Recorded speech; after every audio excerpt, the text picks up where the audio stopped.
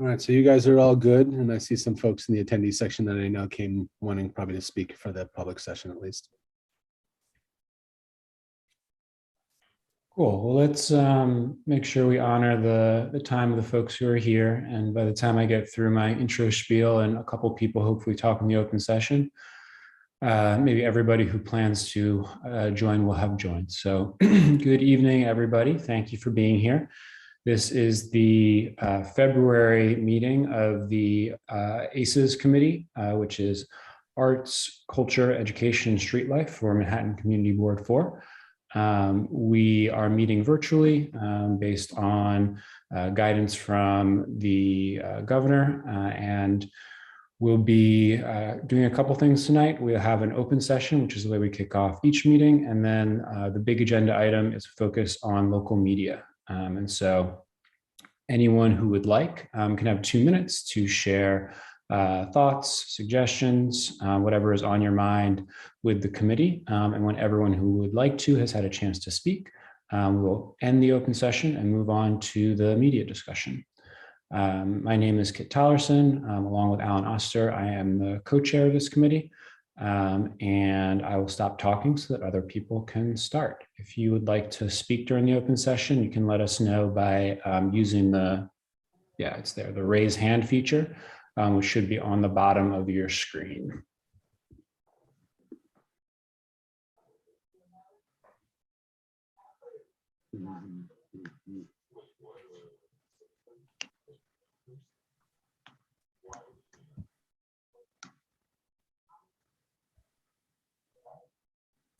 Looks like we've got our first volunteer. Jesse, would you mind bringing her over?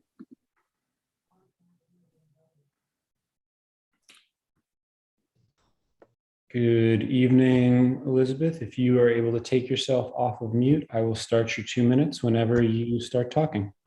Oh, okay, I forgot I had my camera covered. 1 second, I'm sorry. There we go. Hi. Hello, good evening, everyone. So my name is Elizabeth Ruiz, and I am the Family Support Coordinator for Superintendent Vivian Orlin. And we, as a team, we oversee 47 schools throughout. Elizabeth, we lost your sound. Am I the only one that doesn't hear Elizabeth? No, it's on my end as well. Elizabeth, I'm not sure what happened, but your audio cut out. Oh, maybe I should turn off. There. It came back briefly there. Oh, Yeah. okay. Can you hear me? I don't know if my video would be better. I don't know. What you're doing now is working, so I just keep on going. I turned off the video. Sometimes that works better. I don't know, maybe. So I just wanted to introduce myself. You know, I have attended the Community Board 1 meetings, and when I was working in Community Board 1, and now that I'm over in this community board, I wanted to attend meetings just to kind of listen in and kind of see eventually if there's some kind of resources or in any part I can just share any information or, because I'm here, right? What I do, I'm a family support coordinator, so I handle all escalations for all 47 high schools that Superintendent Orlin oversees. And again, it's to District 1 through 6. I just wanted to get familiar with my community. That's my spiel, I guess. I guess that's what I have to say for now.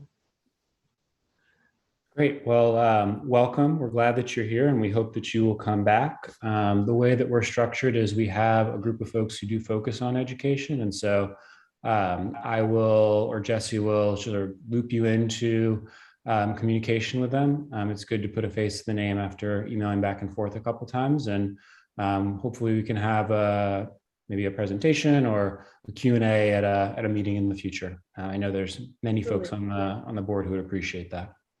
Wonderful. Nice to meet you all. Anyone else would like to speak for 2 minutes? Looks like Pamela Wolf is raising her hand.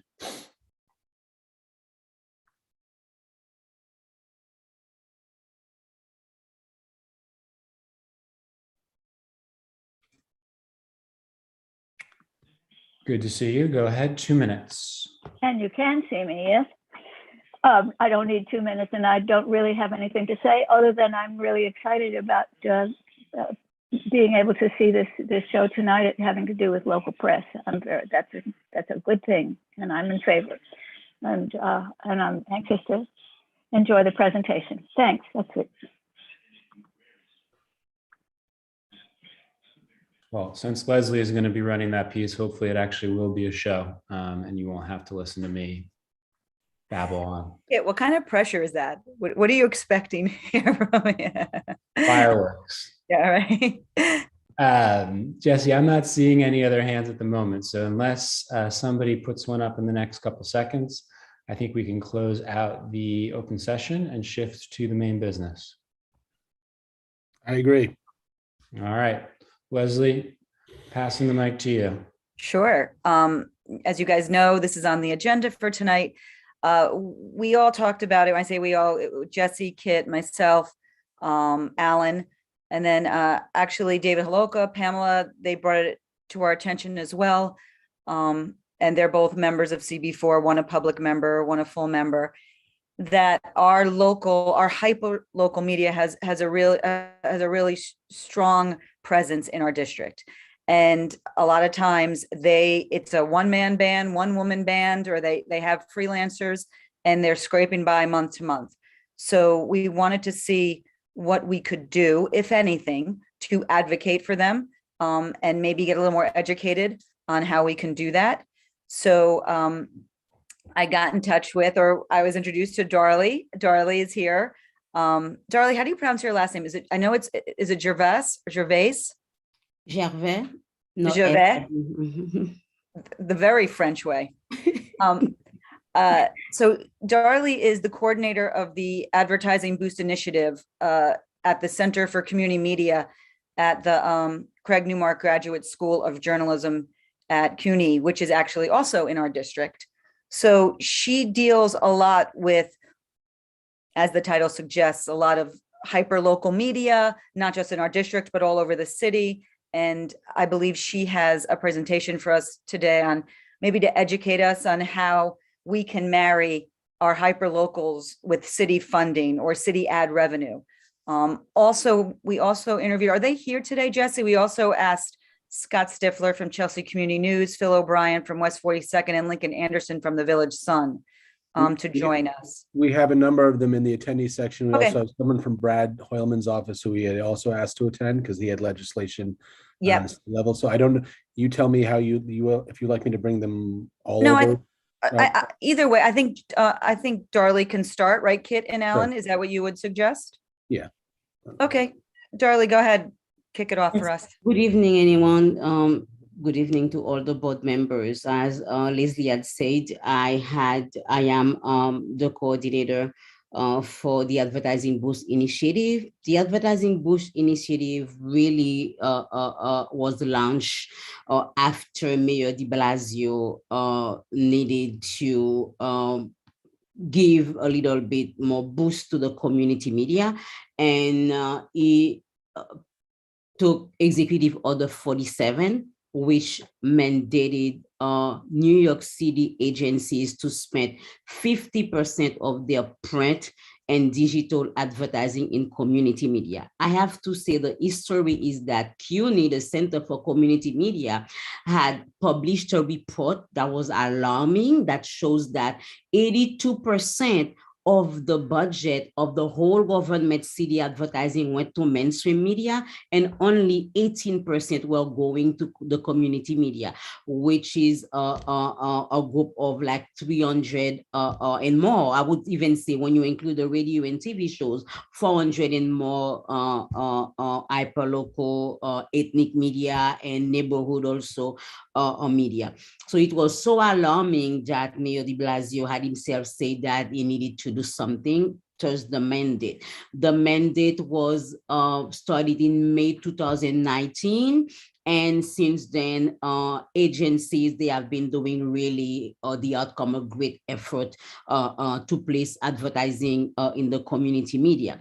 But what happened during that time, CCM had noticed that during the first quarter of 2019, the money was still going to a group of media, community media, but already in the list, but small, really a good amount of, I would say, 60 to 80 were getting chump change, maybe 5,000 a year, some of them maybe 1,000 a year, toward the whole fiscal year, contrary to some who are getting like 200,000, and there were no criteria really to clearly explain why some media were getting such amount and another group another amount. So CCM create the ABI. My role was to follow what was going on. My role was to play the liaison between those community media and keep them informed of what was going on, keep them informed of when advertising was going to be placed in community media. So what I did that was different is that at first, I would say the agency didn't really want to engage with me, and because they wanted to stay anonymous, because they didn't want publishers to really come at them all the time asking them for advertising.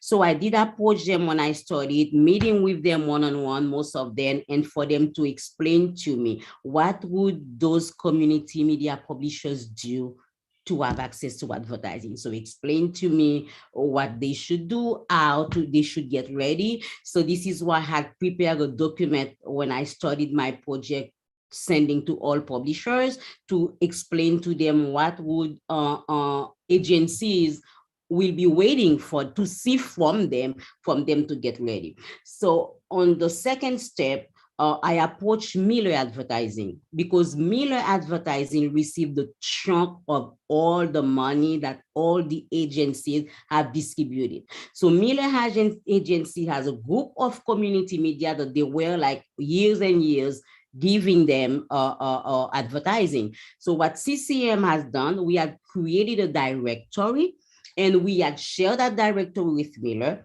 share it with the marketing directors, and I clearly myself, throughout my contact with them, letting them know I get feedback. I was talking to publishers every day, calling every day, a group of publishers. In my list, there were like 200 publishers, and they were telling me, complaining, we don't know why we couldn't find advertising. So those feedbacks, I brought them to the marketing director of those agencies, and also to Miller. I had a conversation with Miller, telling them our publishers see them as a block, that they cannot break that wall, and that they couldn't talk to them. I have to say as well that Mayor de Blasio created an office of operation. They were really great as well in ensuring that the marketing directors of a media of the New York City agencies, they met that threshold, that mandate of that 50%. And also we have Jose Bayona. He was already, before they created that office, he was already in charge of maintaining a list of community media. So to make the story short now, after the end of the first quarter, we have seen an improvement, and 82%, 84% of that budget, after from 18%, it was 84% of that budget who went to community media. But still, we did observe that there are few community media who couldn't get on that list and who couldn't receive advertising. So the second news was that to try for all publishers to be on the list, and that exercise was done with Jose Bayona, who is now the new officially the director of the Office of Ethnic and Community Media. I have to say, from the executive order now, it is a law. It became a law. Councilman Idanis was behind all that with other councilmen, and in July last year, they voted, now they enacted the executive order. Now it is a law. that the New York City agencies should respect the mandate of spending 50% of their print and digital media, not on advertising, not only on print and digital. Now they include the radio, they include the TVs. So now from that law, the issue is still the criteria for community media to receive advertising is not defined yet. Jose Bayona took now the office start running this January, is still putting things in order. So myself, I would say that my role will continue to play the liaison, but most likely this year to meet with him to understand his criteria and why other publishers who have been complaining to me cannot be on the list or cannot receive advertising or still receiving really a chunk change of that money available for government or advertisement. I would say that also what CCM has done, it was getting the publishers ready. Many publishers are mom and pop. It's like sometimes one man show, sometimes two people, they don't have a staff, they cannot pay because with the advertising money that they have, they cannot pay. So we got them ready by bringing up the conversation of a webinar or bringing expert on how for them, on how they can build up their audience, on how they can on how they can present themselves to the agencies. We help some of them create a new media kit, an attractive media kit to tell the reality of their community in order for them to receive advertising. There are some media that we work with them, and from that time they created ABI, they tell us at feedback they felt more ready. They know how to get behind their screen now to build their audiences. They know how to study how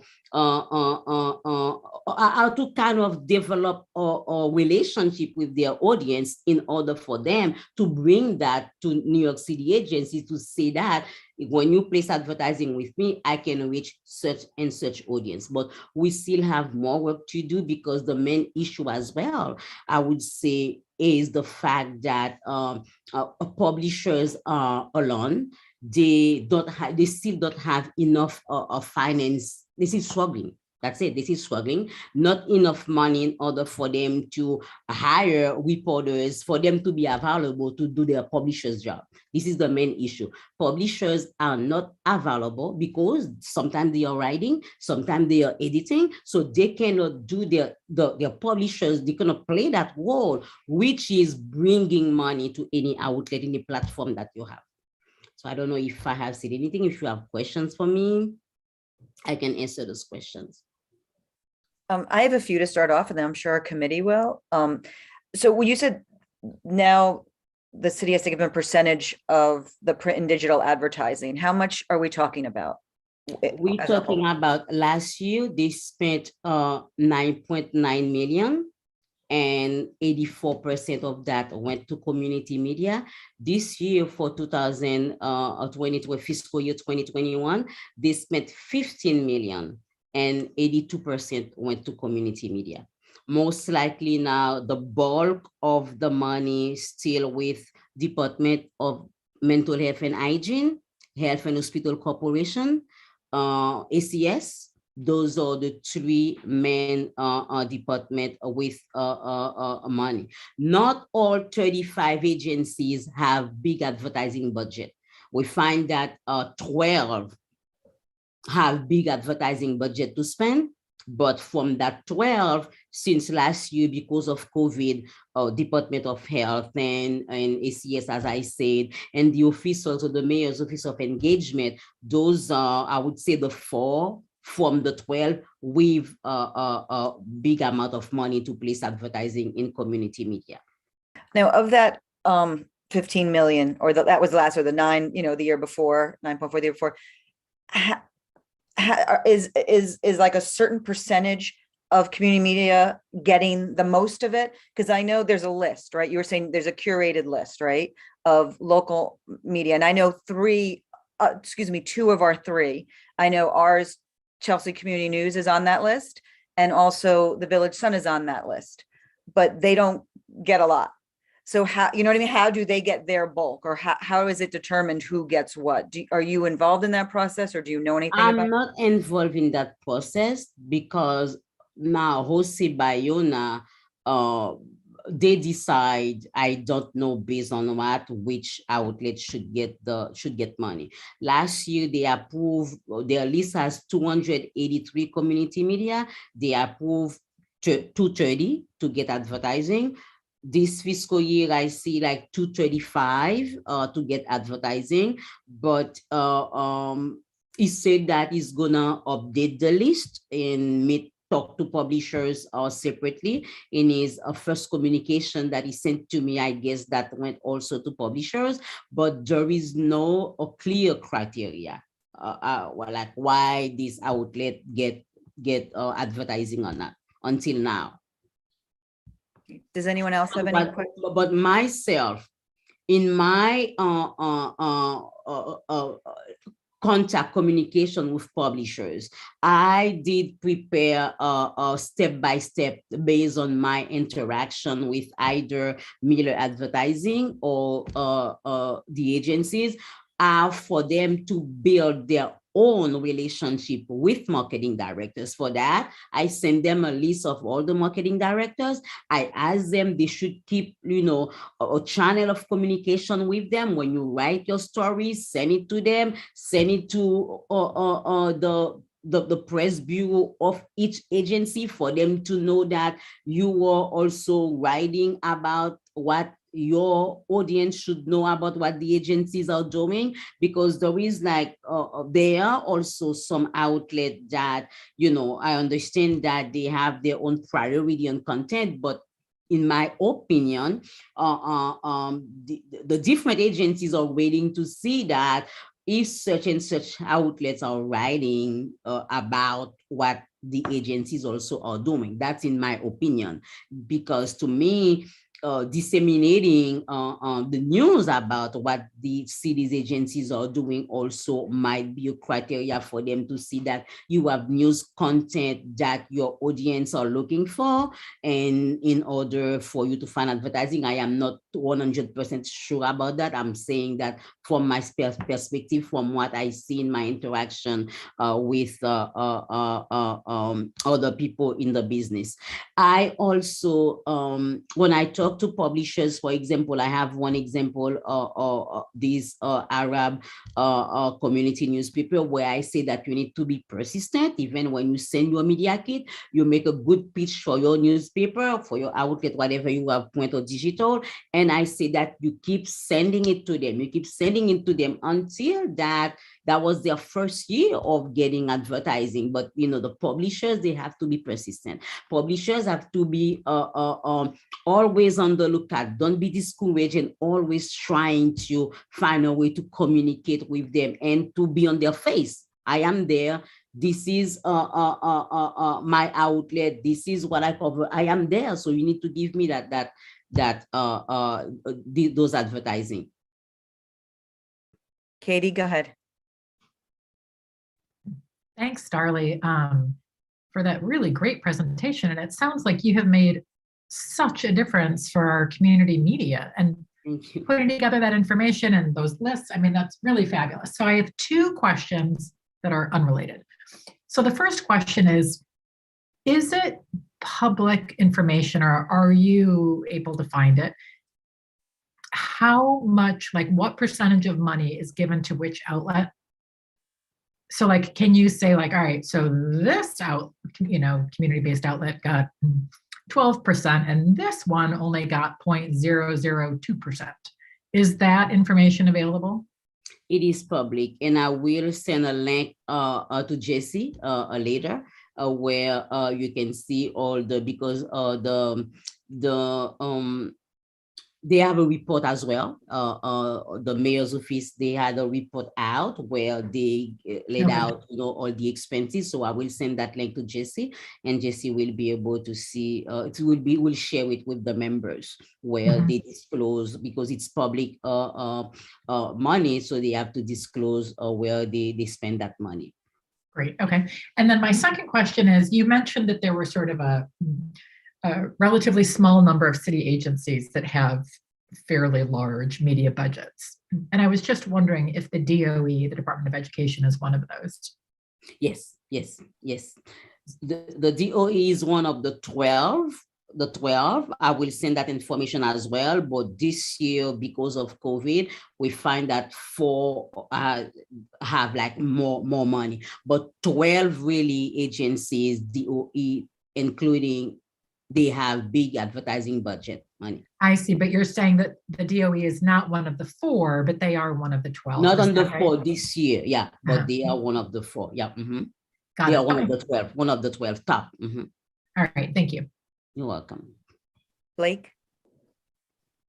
Thank you, Darlie, for that presentation. It's really a topic that's new to me, and I appreciate the introduction. I haven't thought about the city's media buying, just from having some media buying experience in other contexts. I'm thinking, from the agency standpoint, I think the most challenging issues probably are the kind of consolidation of the assets that are needed to advertise in different media, whether that's like digital ad banners that need to be trafficked across all of the different publishers if they are working with a lot of small publishers. So I'm wondering if, there's anything that the city can do to help enable smaller publishers with the kind of technology enablement in order to make it easier for the agencies or other advertisers to, reach a number of publishers with, maybe a set of standard assets, or to be able to traffic them more easily.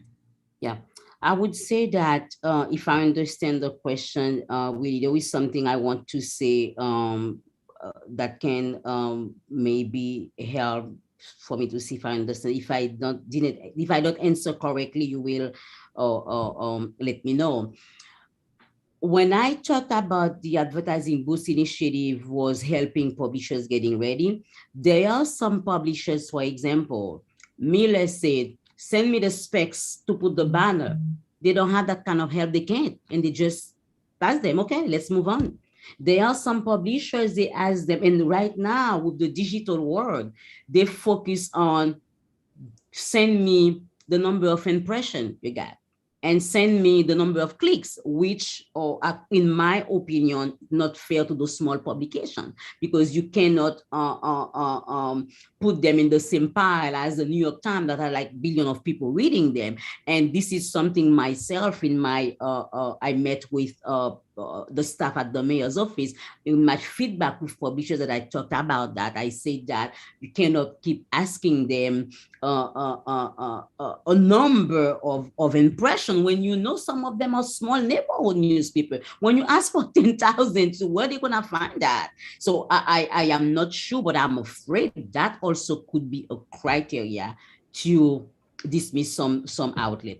Right now, they move on to every week you send me a report of your impression, which is also put outlet at risk of not getting advertising. Those who are not really organized, they don't have a team, they don't have like a technical and IT person available for them, that will hurt them going forward in the new fiscal year coming. So that will really hurt the outlets of the publishers who cannot send them those impressions per week, or those reports per week. So your question is that, is there any way the board can help the media in terms of Yeah, advertising technology, as well as, maybe more digital enablement to help them be more digital if people are, looking at them. Oh, definitely. That's what CCM is doing. CCM last year had this big webinar in the SEO, and how to build your audience and how to understand what is going on behind your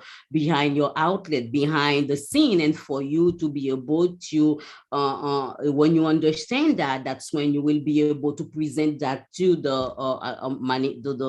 to the different agencies to say, this is the number of people I can reach. And based on that, if you place that advertising with me, I definitely think that's something the board can do. There are many experts now available and that ready to talk to publishers, because now there is a big, how can I say that, focus on community media and the role they play in the landscape in informing people with really concrete news that pertaining to them, not news, international news that doesn't have sometimes nothing to do with them in the neighborhood that they are living. So there is that, a kind of support to different media policies being done in different states, and New York is already advanced, but I think that there is a momentum right now for expert knowing like digital technology to help publishers in order to get them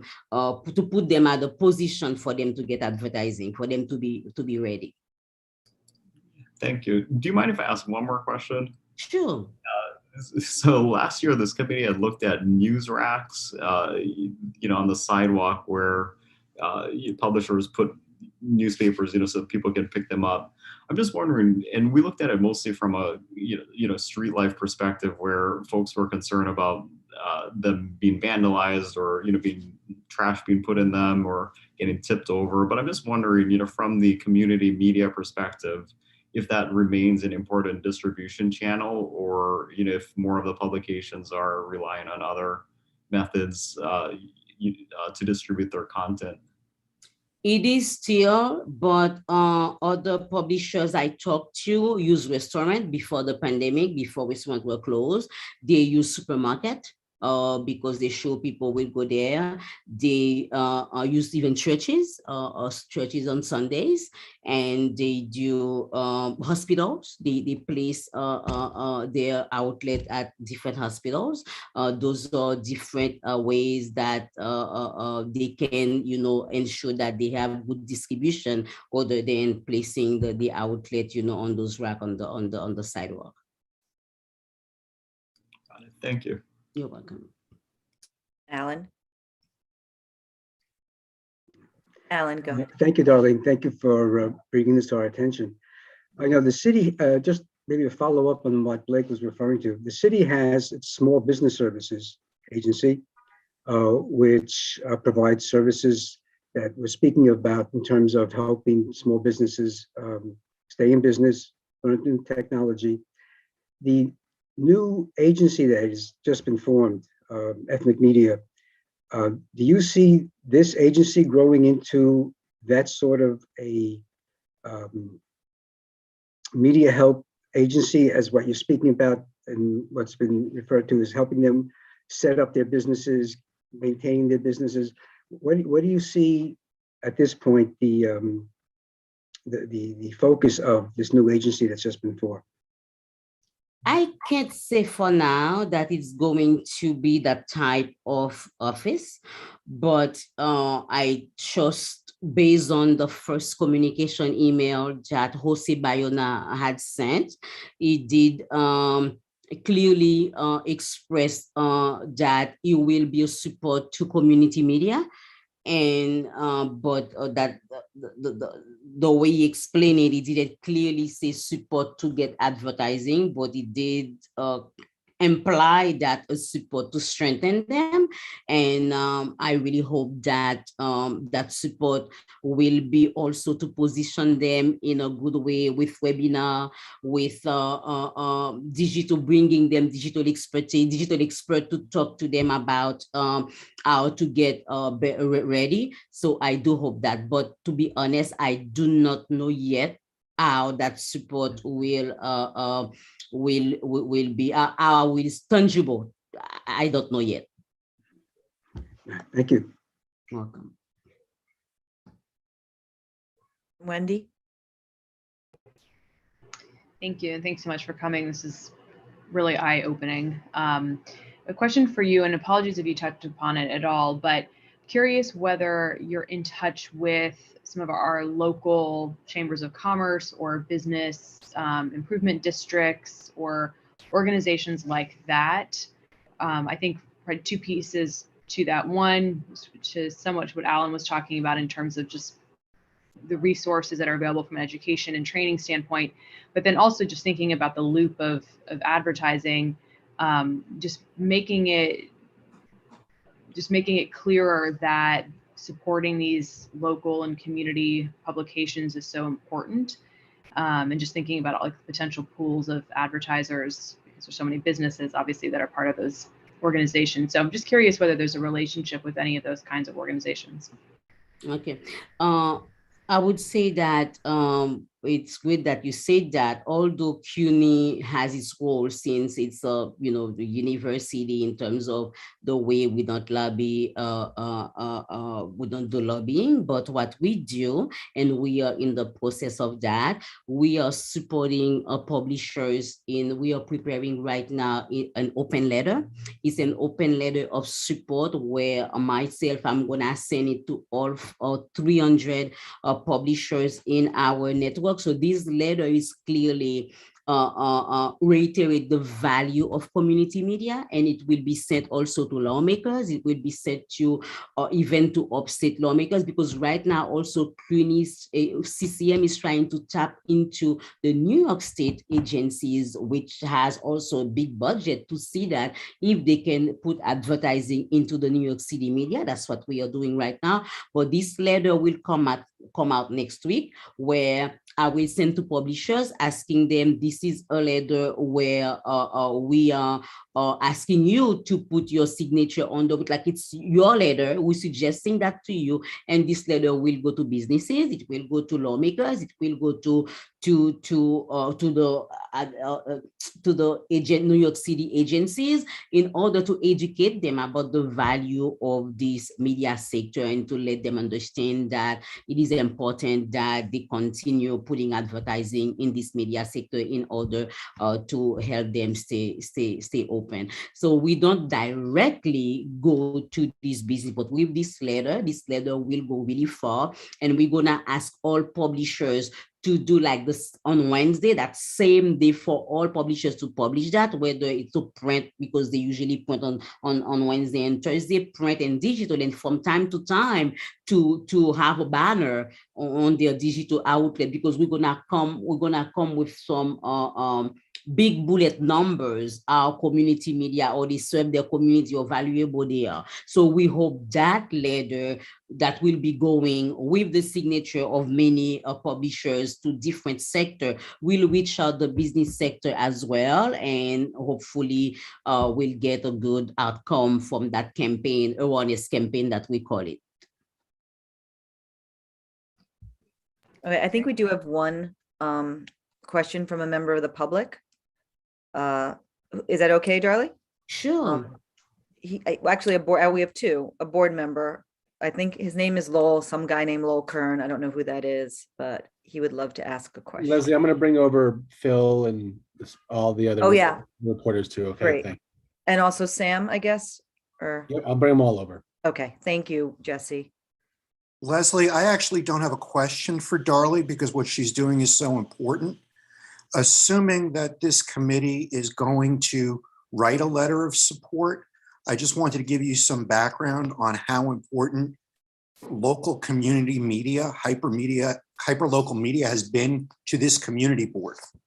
In my time as chair, we worked with Phil and Scott and Nick Garber at Patch an awful lot to highlight issues that were important to us as community board members.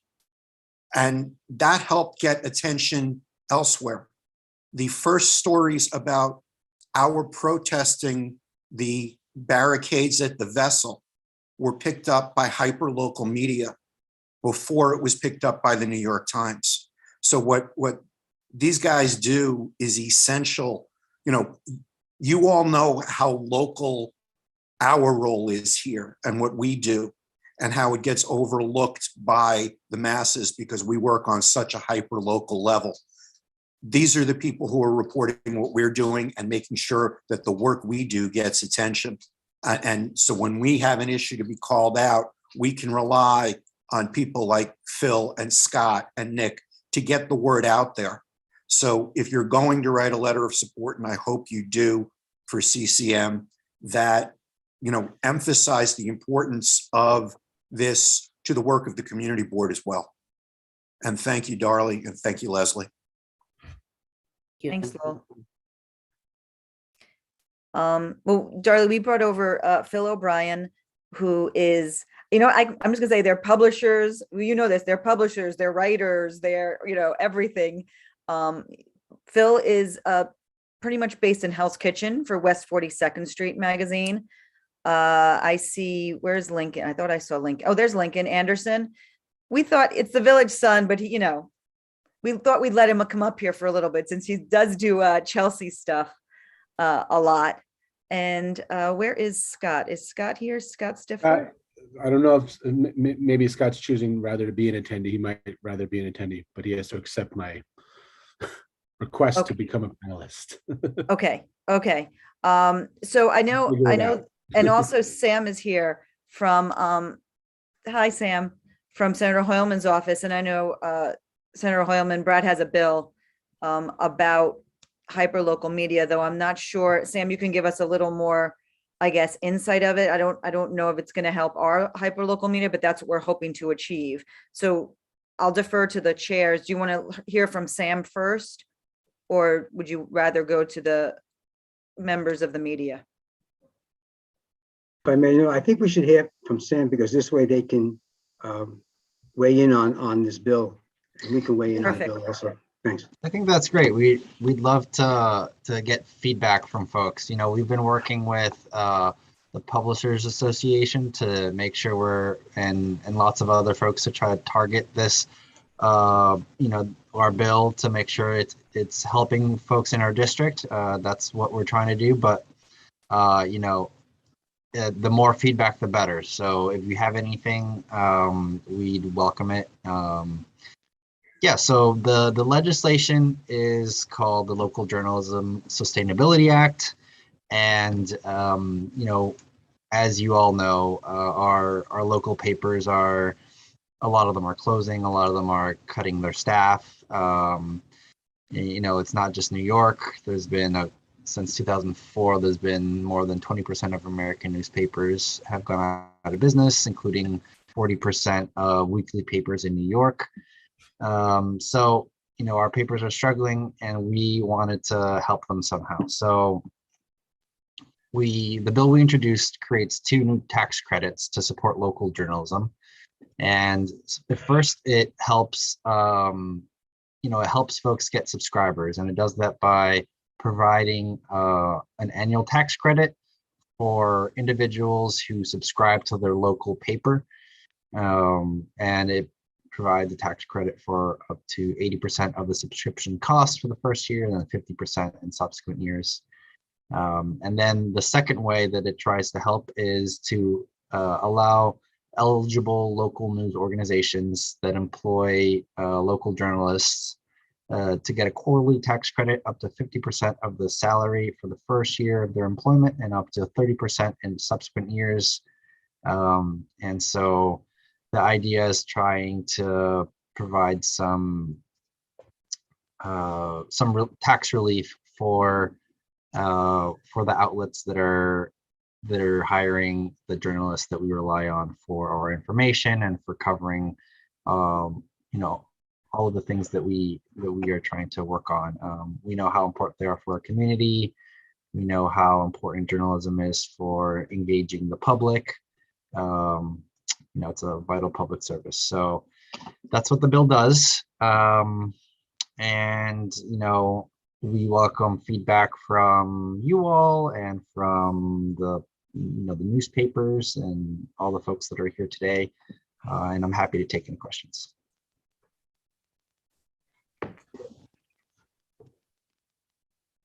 Sabrina? Sure.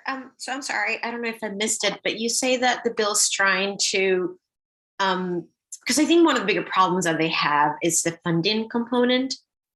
So is there any way that they're hesitant with any grants, or any way that some of these local outlets can have the money actually to pay for the staff?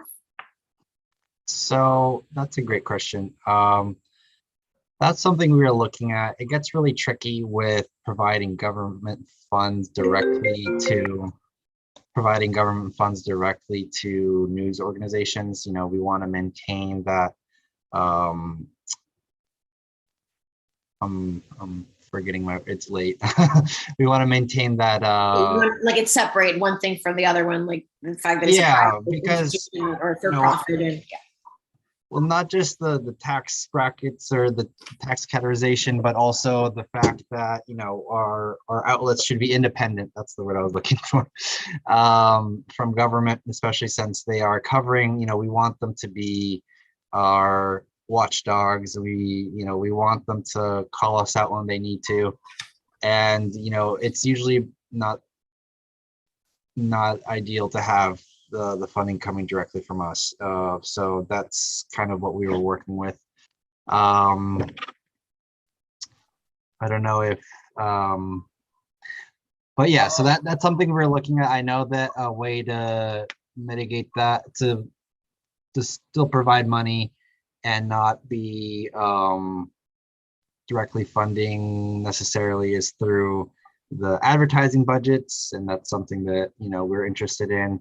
You know, New York City is doing that, and we were trying to add another tool to that toolkit. I mean, I do think coming out, as Lowell said, I do think coming out of this, we'll write a letter, one or two, depending on what we decide. But I tried to accept to be in the queue where everybody else is. Chad, I think you're off mute. Yeah. So but I think it's important to hear from the journalists, like what they need, and maybe Sam, that you can hear from them as well. So we'll give all three of them a chance. Go ahead, Phil.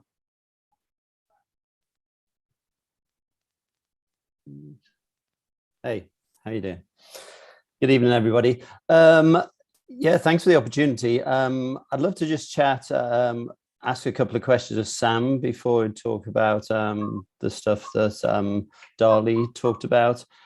Sam, I kind of followed that act. We did an editorial piece on it last September, and I know it's been diluted in over time. And did it end up getting into the big infrastructure bill? So that brings up a good point. You know, we worked we modeled this proposal alongside the federal proposal, which you might be speaking about right now. Okay, yeah.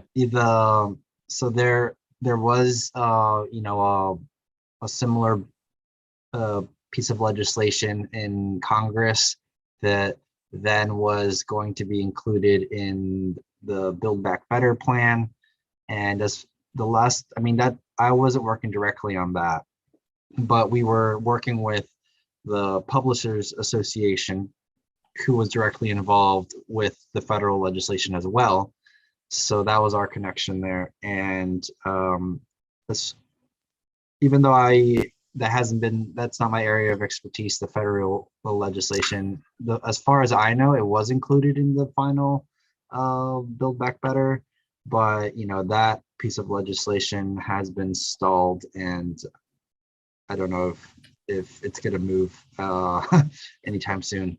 But as far as our bill, we did model it off of that one, but then we tailored it to local situation.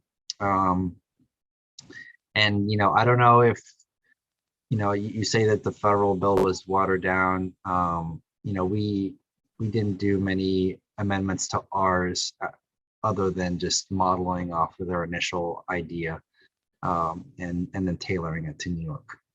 Yeah, I remember they had very attractive tax credits for small local businesses. That was originally in there, which looked really good. And I think the other bit that was diluted in that bill was, and I think it's something to be careful of, the smaller the publisher, the less likely they're to qualify at the federal level. It looked like Alden VC managed to get in at the end, and they changed the payroll qualifications. So I know certainly I wouldn't qualify because I'm a sole trader. It's a partnership. There's no payroll for me, so it wouldn't qualify. So it's just careful on trying to get qualification that Sure. you try and pick up the small publishers that are not conventional. You know, it isn't 3 reporters, an ad rep, and whatever else. You know, it's and certainly during the pandemic, you know, we had a few more staff before the pandemic. Definitely. And if you have specific ideas about what you'd like to see, we'd love to hear it. I can put I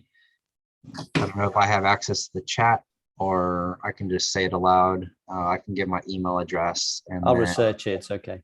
Okay. You have my name there. Yeah. We can connect you too. We'll connect you. That's great. Oh, Thanks, great. Josh. Yes. And yeah, so we'd love to get that. And, you know, if you take a look at our bill, if you see the eligibility requirements and you think it should be something else, you know, we'd love to hear that. That's great. I'll take a look.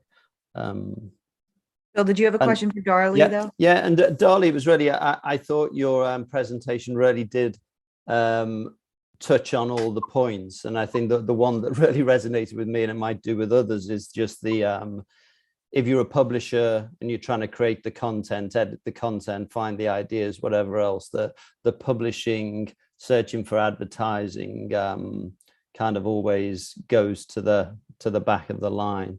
And I think that's one of the challenges. I don't think it's webinars or, you know, I spend time on Google News Initiative instructions, Facebook News webinars, tuition. You know, there's a lot of tuition. It's really the cash. And I looked at the numbers you were talking about of like 9.9 million. If my calculator was right, if there's 400 local outlets on average, there should be 25,000 for each. And I think you mentioned that's kind of obviously not happening.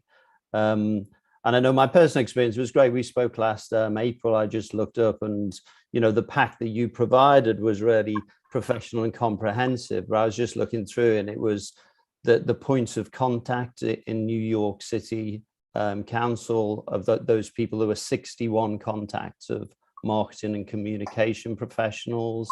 On the agency side, there was 15.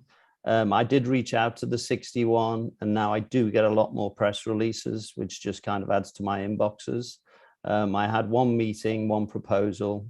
And I think what you made clear, and was probably my mistake, and is I think in retrospect, and I'd certainly like to look at it again, is go for those top 4 instead of all of those 40 departments, and also just concentrate on Miller advertising. I think is the 2 things that I've learned is probably what I'd like to follow up with. And yeah, so, but thank you very much for what you do. I know it's all an effort to get through the complications of the city.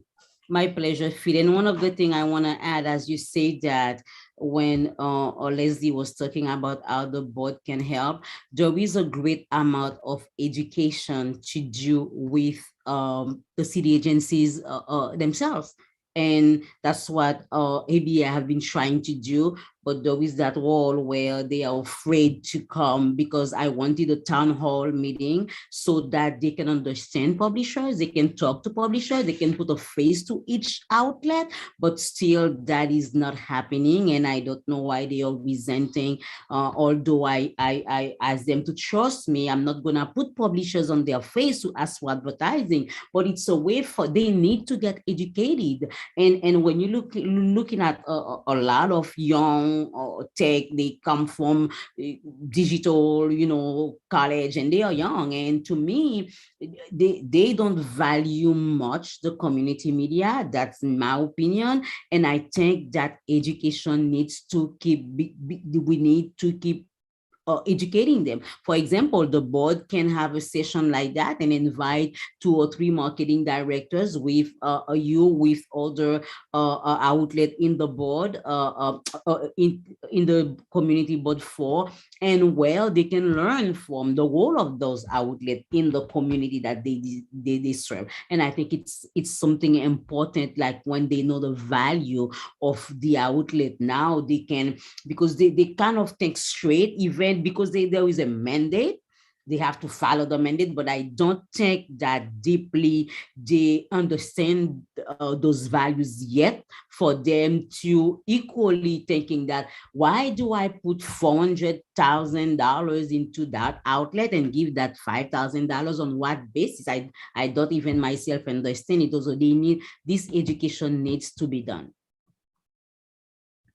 Thanks, Darlie. Scott, I know you're here, and maybe you can tell us, or if you have any questions, or tell us some of the pitfalls you're finding, or yes, can you hear me? We can. Can you hear me? Yes. First of all, CB4, thanks for putting this on the agenda and giving it some attention.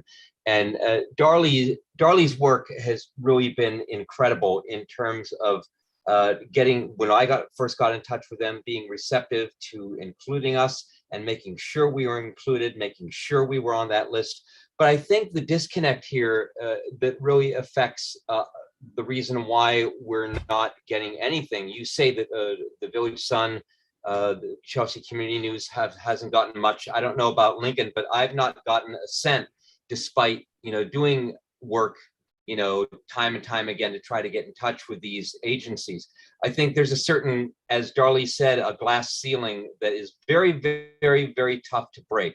But once you break it, that can mean, 200,000 to hear that a certain media outlet might have gotten that is way more than I had ever budgeted for us to have, like, what a stellar year would be, to be able to really afford to greenlight things. And as any editor would tell you, your work becomes more about what you say no to than what you say yes. And the only thing holding us back to say yes again and again and again is the money to assign reporters and to give them a living, respectable wage. I pay my reporters a very good amount.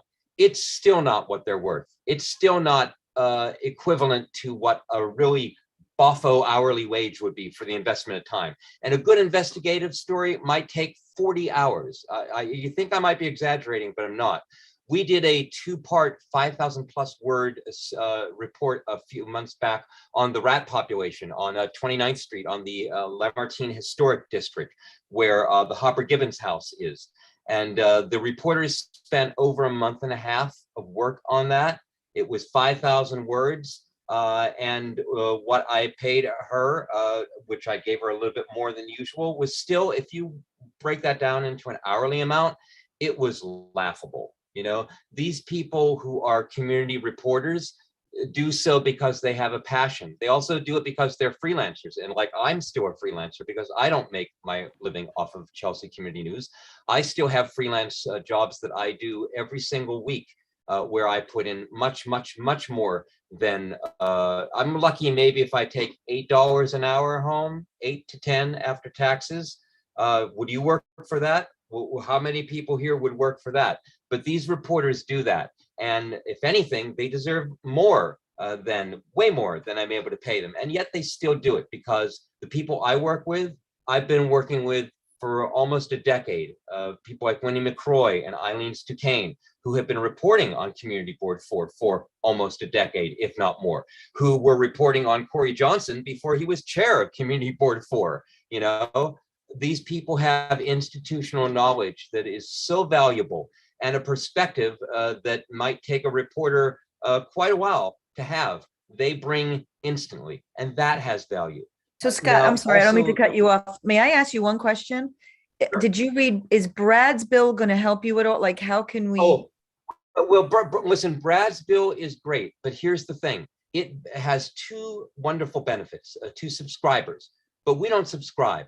There is no paywall and there are no pop-up ads at Chelsea Community News. We are free for the public. We do not charge. We exist from advertiser revenue and reader donations. We very politely, and sometimes not so politely, ask for donations, but we never insist. So there's no subscribers to benefit.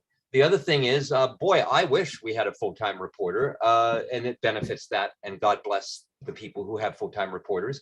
But we have freelancers. That's all I have. I have myself and a stable of about 8 to 10 regular freelancers. So right now, it doesn't benefit us. And I got in touch with Brad's office on the very day that that press release came out about that legislation, and I let them know that. And I was assured that by the time this, sees the light of day in public debate, that there will be some things in place for folks who are operating on the level that I do, which is strictly a pop shop.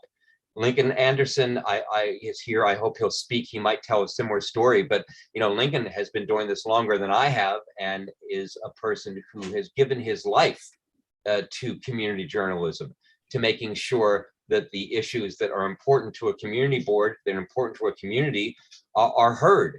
And many people have drawn from his work, the New York Times picking up stuff. It happens to us all the time. I'm not insulted by that. I think it's a signal of a job well done. And frankly, when the mainstream media and people who are moneyed and powered pick up our stories and it gets attention, I think that's great. Right now, I am typically the only person, the only media outlet that shows up at community board meetings, at committee meetings, at the community council of the 10th precinct. I would love it if there were 4 or 5 other competitors like there used to be when Patch was there, when DNA Info was there, when the New York Post was there, but they're not there anymore. We're the only ones who are.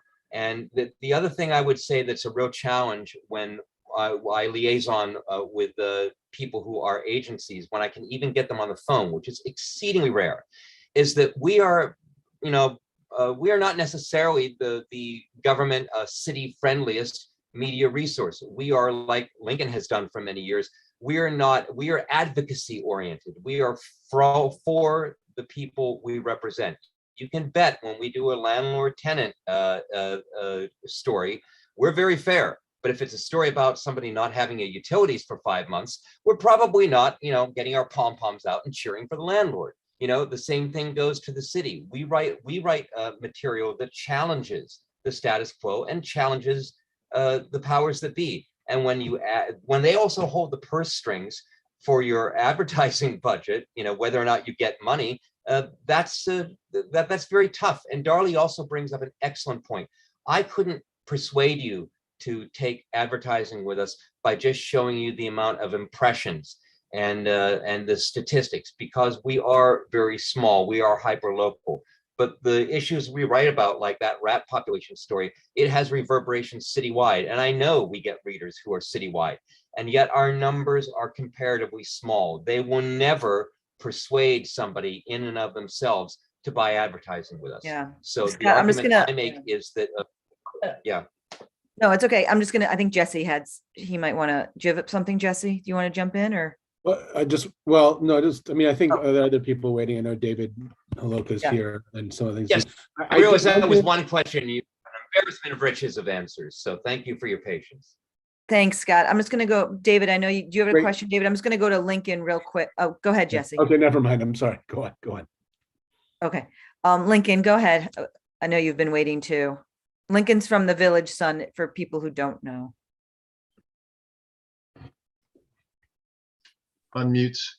Okay, yeah, I thank you very much for this event, and especially Leslie and Jesse for the invite, and I really appreciate it. And it really hits home. We're all small papers.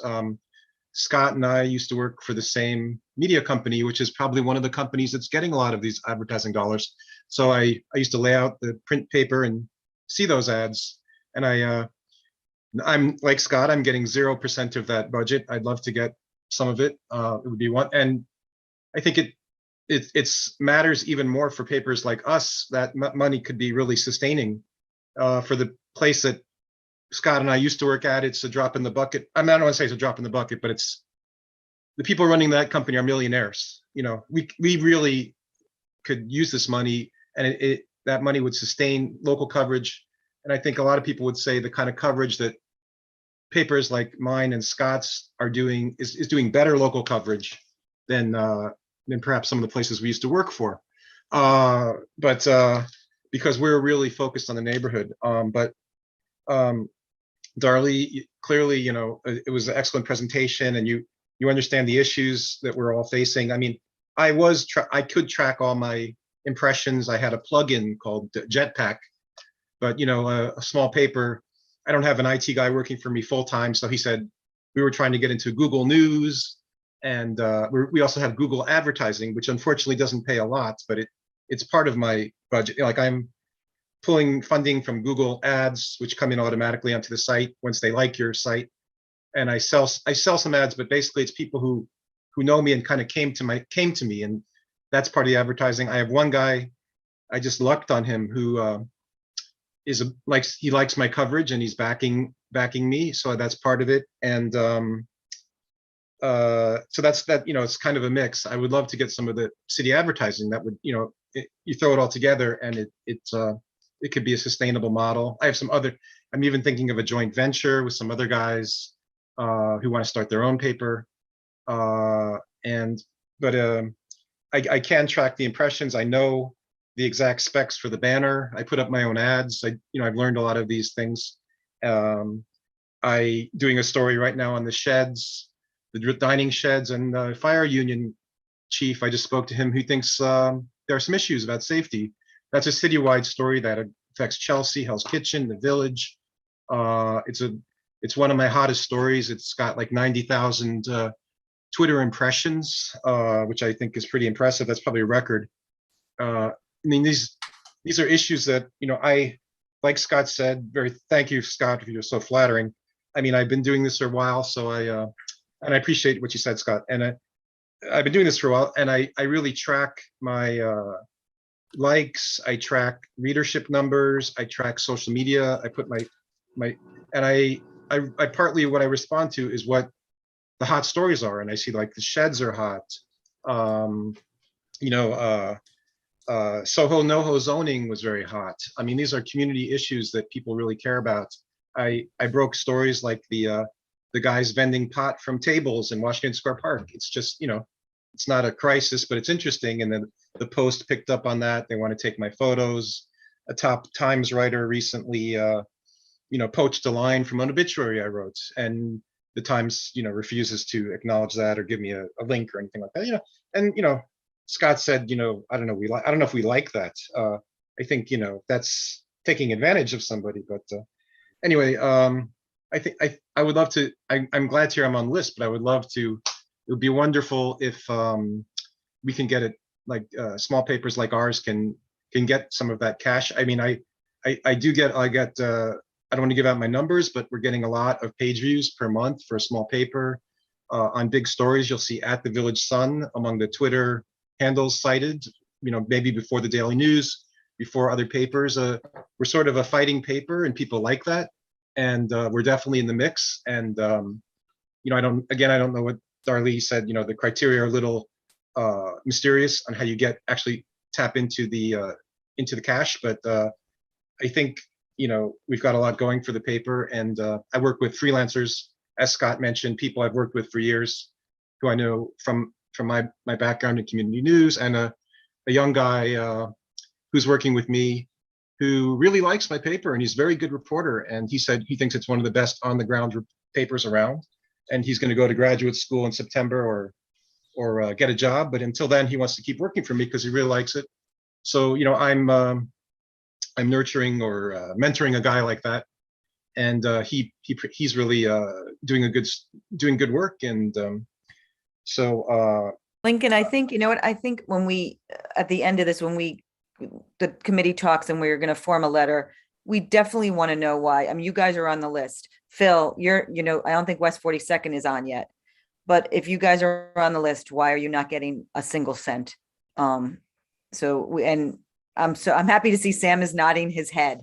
I think that one of the things could be, I think Scott and Sam and Phil, they should, I'm gonna forward Jose Bayuna's number. They should have a way to meet with Jose Bayuna and ask him clearly, and because he is the director now of the office, about that. And I think also the board, is my opinion, the board could write a letter to Jose Bayuna and in support of the paper in the board and in the community board and ask him that the feedback you get from publishers and really friendly letter about the support of the board for those outlets and asking that you wonder why those outlets they never get advertising. I think it would be a great way to. Yeah. David, I'm sorry. I didn't mean to. I think you have a question. I'm sorry. You're on mute, David. Yeah, I don't have a question. I raised my hand before Lowell spoke. So, what I raised it about was really to say what he was going to say. And I will reiterate it. Those of you who've been on the board long enough will remember when Patch and DNA Info were regular presences at our community board meetings. I think there was a time when DNA Info's Maya Rajamani had a better attendance meeting at CLU meetings than I had. And they covered the stories, and it really is a critical link so that we're not operating in a vacuum to the public. And often, even outside of Community Board 4, wearing my Save Chelsea hat, I'll try to get Scott to cover a story. And it's an important story, and Scott is interested in covering it. And it's a story that, if it was published, would activate the public. But he just doesn't have the resources. And that's a real shame. And I think that until the initiatives that are being talked about engage with the Scott Stiflers, things are missing the mark a little bit. And I'd really like to thank you for having this meeting tonight. I think it's been very helpful and just what we were after. And I also think one topic that all three of these publications highlight, which is important, is LGBTQ issues. I think that's really important. I know Phil does it, I know Scott does it, and I know Lincoln does it down in the village. So I just think it's another thing, Darlie, that is really important that maybe other community news don't do as much as these guys do, because I think the LGBTQ issues are really important here. Katie. Thanks. I have a question for Sam, and Sam, I'm about to blast that I have no idea what I'm talking about. So let's just sort of start it with that. But, I heard each of, Sam and Lincoln talk about the fact that the current legislation supported by Senator Hoylman wouldn't help them. And I guess my question is, we hear that it's really these advertising dollars that would be so helpful to these publications. And I'm just wondering, you talked about how there's tax benefits to subscribers and tax benefits about employees. But I was wondering, is there any way, or has there been any discussion about having some sort of tax benefit to advertisers who advertise in these hyperlocal papers? Yeah, that was something we were looking at. It was kind of hard to structure, so that it's not something that we have at the moment, but we do hear that these different initiatives in their current bill wouldn't serve our smallest outlets. So, I think that, that's good feedback, and, I think it's time to go back to the drawing board and think about how we can add certain provisions that would target. We think the current provisions are helpful, but we do hear that some of our smallest outlets wouldn't receive help. So we'd love to hear suggestions. I hear your suggestion about maybe incentivizing ad dollars. So I think that that's a good idea. We can turn back to it and see if we can make that possible. I'm going to bring that back to the rest of the team. And, if there's anything else that you think we should look at, we'd love to look at it and maybe work together, see how we can make it work for you guys. I forget who said that they don't have subscribers because they don't want a paywall. I totally hear you, and I think not having a paywall is really important for reaching the most amount of people. But perhaps it could be, like you say, you have folks that pay in on a yearly basis, just optionally. Maybe you can call that a subscriber, and then that's a way of getting some of these tax benefits. But yeah, those are just some ideas. And yeah, like I said, we'll look at this other point you made about incentivizing ad dollars. And if you guys have other ideas, we're all ears.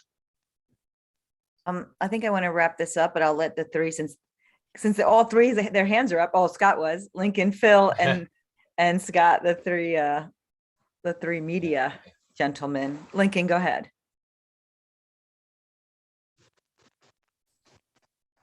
Yeah, I'm not, Sam, would the publishers or the owners of the small papers actually personally qualify for a tax cut? Is that one way that they could benefit even if they have a small staff?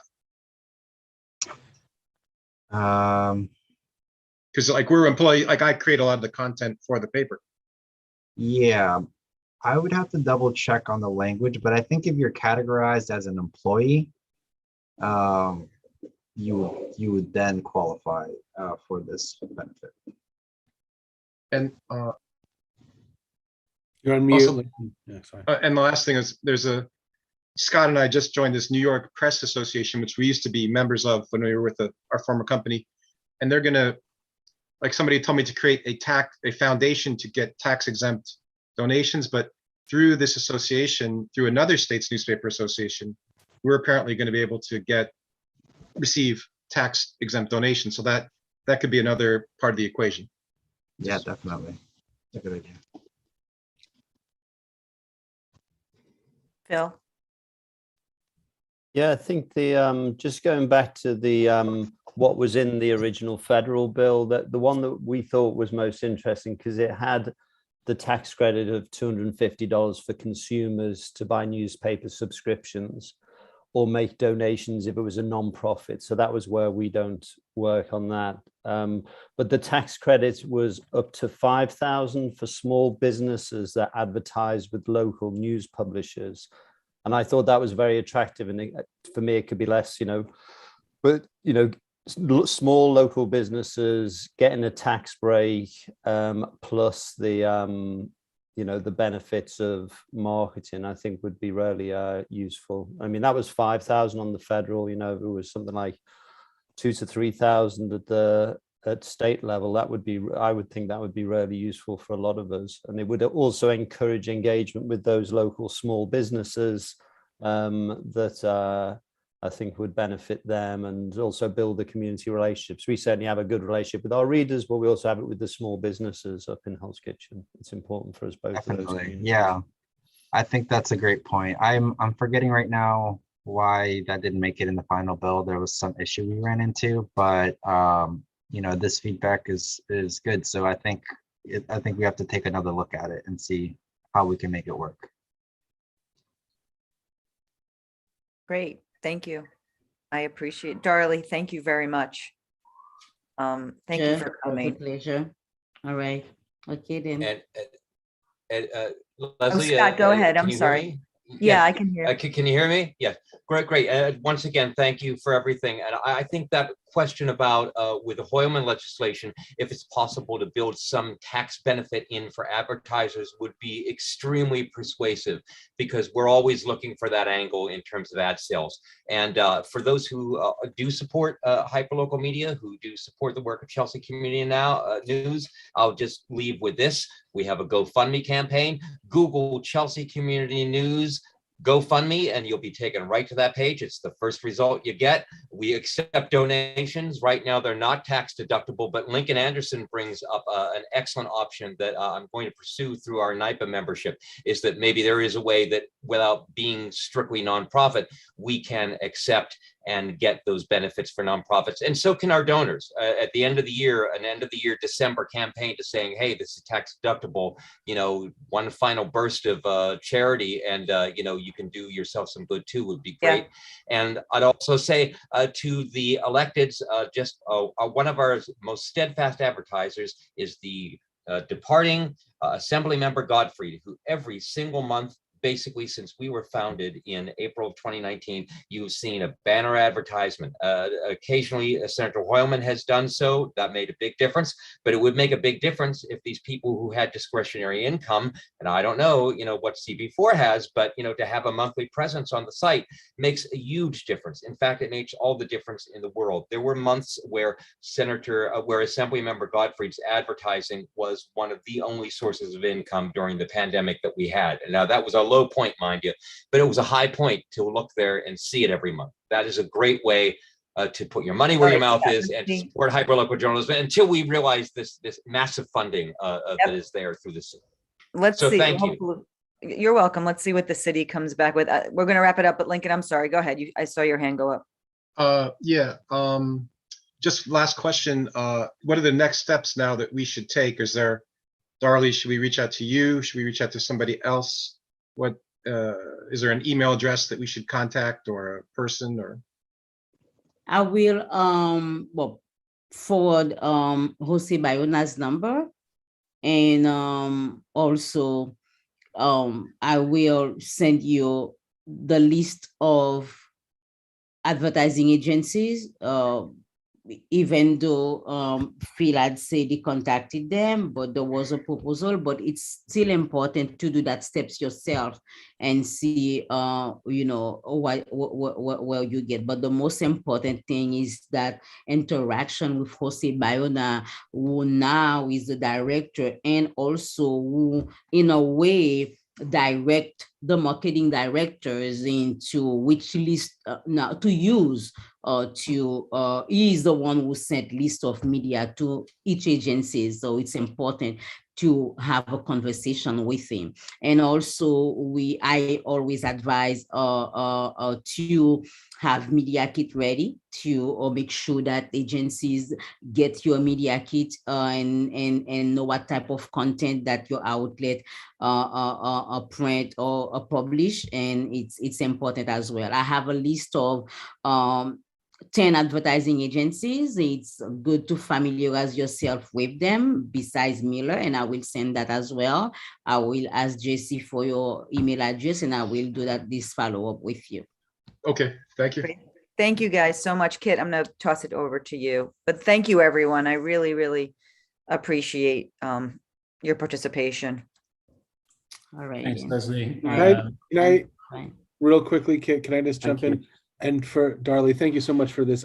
One thing I'd be interested to know is who is on the bottom list of those agencies in terms of funding for advertising. I think you said, you have like the top 4 and the top 12. I would love to know who the I don't have it from the top of my head, but just no, I don't mean now right now. I mean when you have a moment, if you have a complete list, it would be interesting to see. I will be able to share that with you. Thank you very much. Okay. All right. Bye-bye. Thank you, Leslie, for moderating that. Thank you, Darlie, for the very helpful presentation and answering questions. And then Scott, Lincoln, Phil, incredibly helpful to have perspectives from each of you.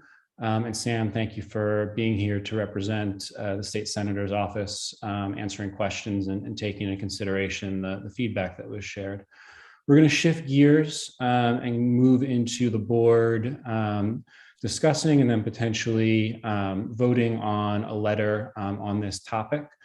Since Leslie was integral to bringing this topic to the board and helped to drive the discussion tonight, I'm going to give her sort of the right of first refusal on summarizing what a letter could entail. And then we can, as we usually do, talk about what we should add, remove, edit. Leslie, what do you think? I'm thinking definitely one letter, but one letter definitely to the Mayor's Office of Media and Entertainment, which is the one, I guess, that works with the list. Just kind of, it's more highlighting our local media, right? That's what we're here for. We want to advocate for the people in our neighborhood, the 3 that spoke today. And maybe a quick letter to them saying, they're on your list, or at least 2 of them are. One of them should be. How come they've gotten $0 from you over the past few years, even though they're on the list? And then, I don't know, what do you guys think? Maybe one to Brad, outlining the problems that, or the concerns, I should say, that maybe our locals had with some of the points of his bill. And maybe we can, some of the suggestions to make it more useful to them.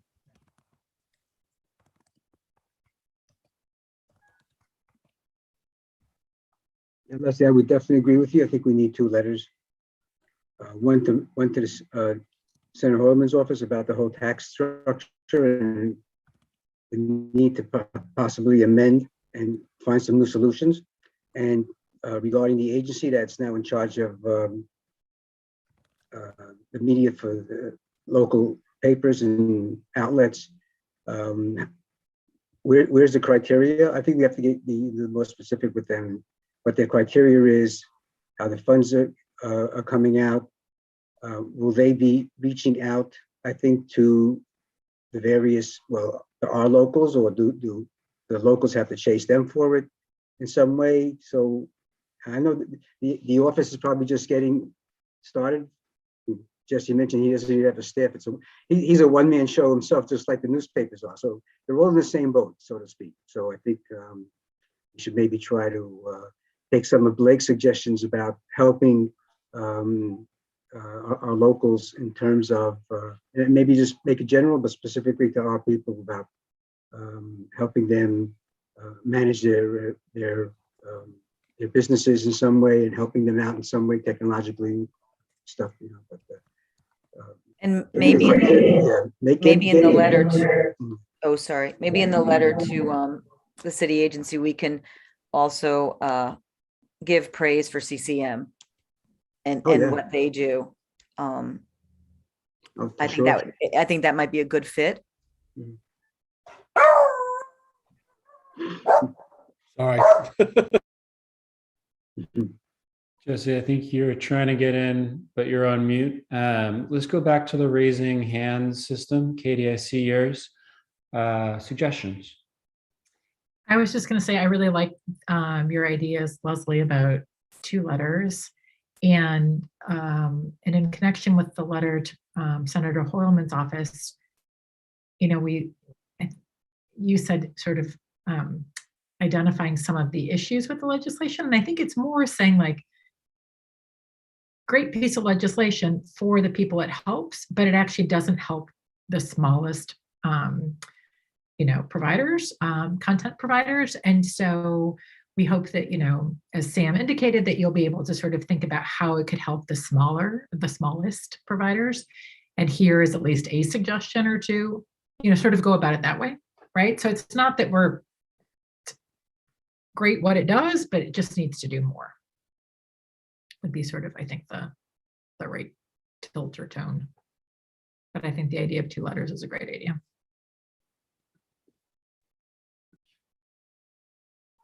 Anything else we want to capture in one or both of these proposed letters? Go for it, Jesse. I like Alan's idea of with at least with the letter to Jose. I mean, he was invited tonight. He couldn't make it. I think we would like to have him back. So I think we want him, you know, maybe I think Alan's idea about asking questions is a good way of doing it. And I think we certainly can advocate. I do think I think we need to be mindful of if we're including one group of folks that were here tonight, and I'm not saying I don't know a handful of folks that should have been here, but they weren't, but there might be, and there might be people who feel that way. So I just want to be, you know, mindful of saying all of a sudden we're doing sort of the same thing in some way. We're just picking a group that we think is important, and there's some broader group out there that maybe, you know, other media groups in our neighborhood that we're maybe we're not thinking about right now. So I would just be a little aware of that. And I think the question thing, and maybe including inviting him to come officially, you know, in the letter would be maybe a good idea as well. You know, I think we were actively surprised that the groups that we invited for this presentation to hear from Darley all had issues, and so we can highlight those. You're right. We're we're saying this was surprising to us that these groups that were been around, for some of them for a very long time haven't been able to benefit from any of this. Yeah. I mean, your point is well taken, at least from me, Jesse. I think we want to avoid sort of showing favoritism to one local media outlet over others. So maybe there's a way to highlight, and Leslie, you can let me know what you think about this. These folks showed up and shared X, Y, and Z, and they all do important work reporting on local news, as do the other media outlets that cover our district. Would that be more threading the needle in your mind? To me or Jesse? Yeah, I think we just we just highlight them as examples and what they said in our meeting. Yeah, I think that's great. I see Pamela. I don't know if you see Pamela. I do. If she's a board member, but not on this committee. So let's, I guess, bring her over and see what she would like to add.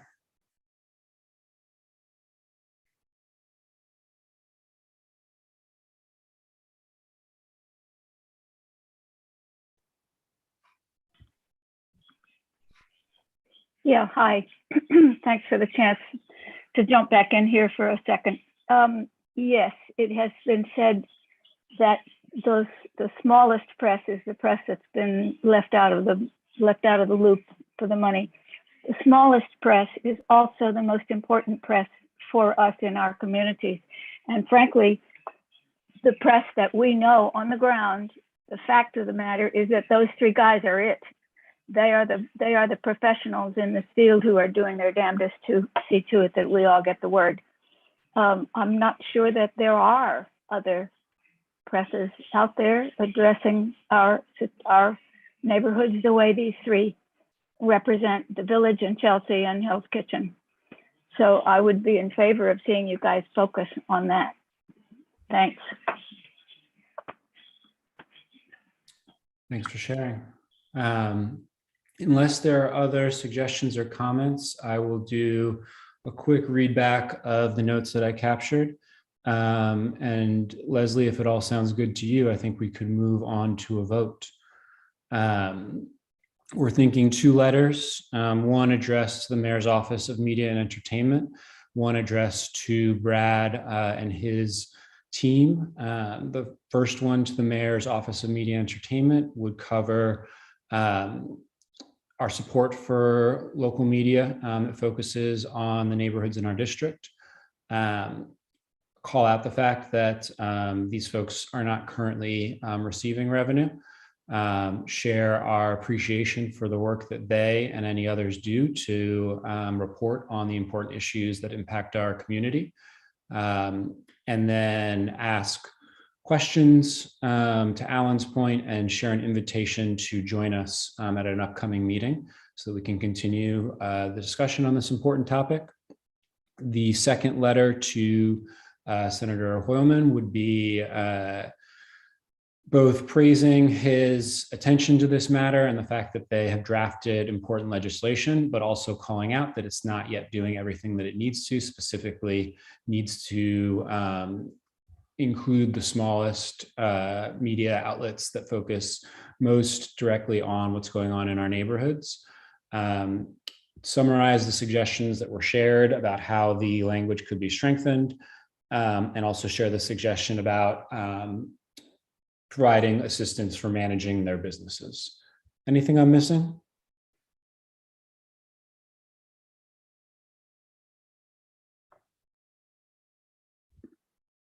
Leslie, you have your hand up. Was there something you wanted to say, or you asked? You're missing, I think, Katie's suggestion of specifically ask about if they can include tax benefits to advertisers.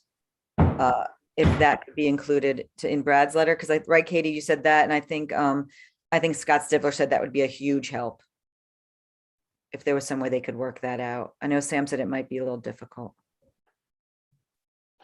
Okay. Yeah, I thought Kit, you had said something about that, but yeah, I think that would be great if it can be included. Yep, I think we're all on the same page. Let's quickly vote. All in favor of the first letter to the Mayor's Office of Media and Entertainment? Anyone opposed?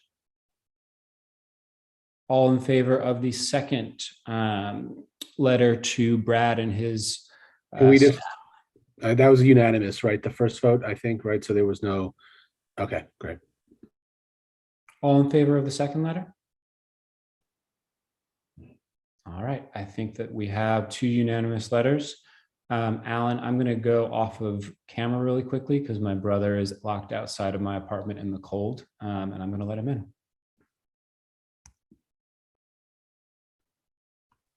Okay, good luck. I don't have an agenda in front of me. I think we're going to do a little something on the letter that we got back, response that we got back from DOE. Wait, I'm COVID. sorry, Alan. I'm sorry. Who's writing the letters? Did we? You are, Leslie. Not both. I can't write both. I can't write both of them. I'll write the big one to the agency. Okay. Blake, you want to take a shot? You look like you're. You want to take a shot at that? Yeah, Leslie, you can assign one of them to me. Okay, there you go. Love a volunteer. So I'm going to turn this over to Josephine, who was corresponding with someone from DOE. I saw some of the emails and raised a number of questions that are important in our conversation with what's going on with the school, and if there's any updates about what's happening, because her response was that that letter from the office was getting out to the parents. So I'll turn it over to Joseph. Thank you. So we sent an admin letter to the DOE and to DOH about the suspension of the situation room letters that gave COVID positive case numbers at each school. So that has resumed, but we also had a number of questions about data, specifically related to numbers on vaccination rates per school, how many students were being tested, how many times a week, how many consent forms. And there was some communication by email, but Jesse tried to set up a meeting or invite the person to come, and we haven't heard back yet, basically. So my feeling is I'm not really sure how much further we can go with it. They have the questions that we want, they're there. I don't necessarily think it needs another letter, or that another letter is going to do anything. I think that if the DOE or DOH wants to provide us with the data, then they will. So that's basically where that is. Okay. All right. We'll certainly be following up. I mean, and it sounds like from that piece of correspondence that Gail Brewer sent us, that she seems to be having these conversations routinely, which I think maybe what we can also do is follow up with her office, obviously, because she represents us as well. So that would be great. Thank you. I was wondering, there was something in the news today about Jersey doing away with their mask mandates in schools, I think in March. I'm glad you mentioned that, Alan, because I did want to say that the CEC right now has a resolution on the floor about having mask optional in schools, which is a little bit scary because, as I say, the data has not been made public to us. We don't know in terms of pediatric deaths. We don't know any of that in the city, right? We are lacking in so much information, but they currently have something some members would like to see, a mask option in schools. So that's one of the resolutions that they have for, I think, this week.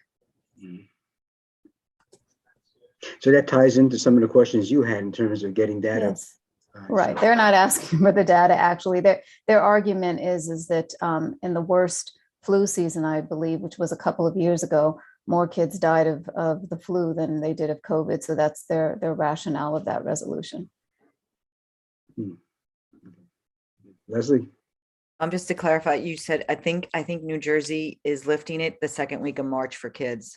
Mm-hmm. No more masks, right, Kit? You might know better. So I haven't actually read the the specifics. I've only read the media coverage. My understanding is yes, in early March, at a state level, masks will no longer be required. What I think that means is it'll be up to individual districts to make decisions about what their policies are going to be. My understanding is Connecticut is doing the same thing. New York, New Jersey, Connecticut have often sort of moved close to each other in terms of all of their COVID policies. So I think it's likely that at the Albany level, sometime in the not too distant future, we'll be in a similar situation of it's no longer required, and it might not be immediately. And then it'll be up to the mayor, Tweed, how they want to proceed. I think they just mentioned today, Kathy Hochul was going to say something on that in the next few days on the mask. And I really hope they'll keep in mind that in New York City, our class sizes are enormous compared to class sizes in New Jersey and Connecticut and our tri-state area and upstate New York, of course. So I hope they'll keep that in mind. All right, Kate, I turn it back to you since you let your brother in. I mean, I think this is obviously a late breaking topic. This news about New Jersey only came out today, I believe. And so perhaps it's worth the education subcommittee huddling before our, what's next month, March meeting, and seeing, is there anything that we want to put on the agenda for March in terms of asking someone to come and talk to us about this, or in some way, shape, or form addressing it more substantively. It could all be resolved by then because the DOE could have a policy that they've announced, but I would think it's more likely that it'll continue to be a moving target because COVID policies seem to be fluid, and there seems to be a disconnect, not just in New York City, but in many places between state and city level policies on this type of thing. Can I ask a question about that? If the education committee is interested in having somebody come speak at the March meeting about mask mandates, I think to Josephine's point, there's not a lot of info that parents have heard. And I don't even know where it exists in the city of like how many kids, you know, how many little kids have gotten it or have been hospitalized or whatever. You know, I think it just more information would be helpful about masks. And does anybody have any ideas or suggestions about who would be the right people to ask to come, if we wanted somebody to come speak to actually give information that could be helpful when thinking about mask mandates for kids in schools? I mean, Jesse, I'll defer to you, but my instinct would be it's maybe more so the health department than it is even the DOE or just the DOE. But I mean, one of the gaps is kids are asymptomatic and pretty substantial, not necessarily perfectly known numbers. So how reliable would the data be, even if we could get access to it, which we almost definitely can't, I think is a question that even the experts, which I am not, don't know the answer to necessarily.